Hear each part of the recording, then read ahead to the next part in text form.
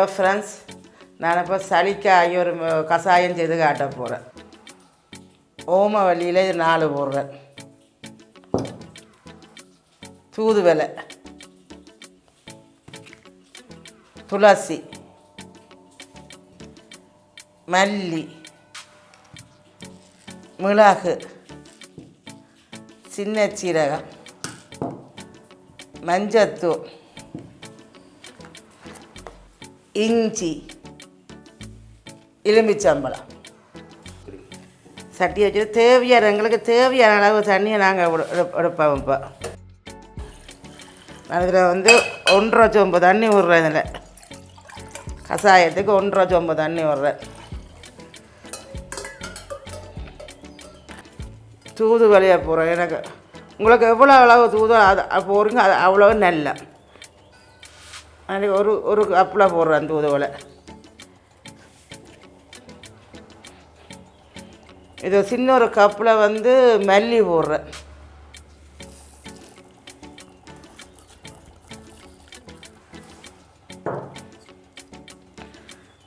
நாலு ஓம வெள்ளியில் போடுறேன்.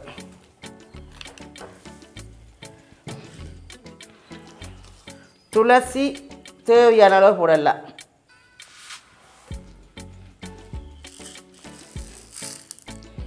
ஒரு 20 மிளகு போடுறேன்.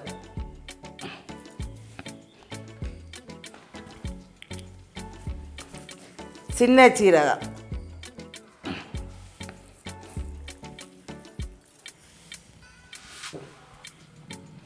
நாங்கள் மிளகு போடுறோம். இல்லை, மிளகு போட்டால் சளியை வெட்டும்.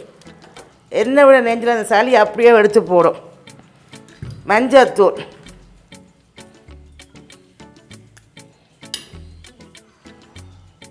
இஞ்சி,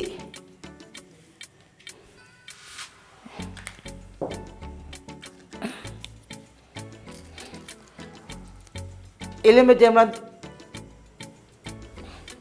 இந்த சின்ன துண்டு தான் போடுறோம்.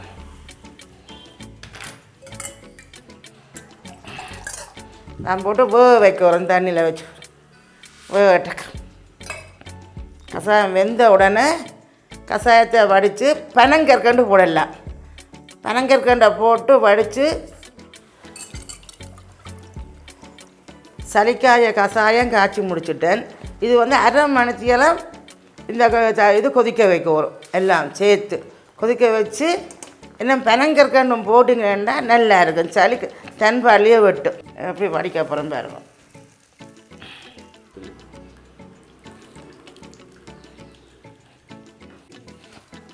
என்னோட இப்போ பனங்கற்கண்டில் இன்னும் பனங்கற்கண்டு போட்டால் இந்த கஷாயம் சளி தன்பாட்டியே விடும். நான் இப்போ சீனி போடுறேன்னு பாருங்க. இதுக்கு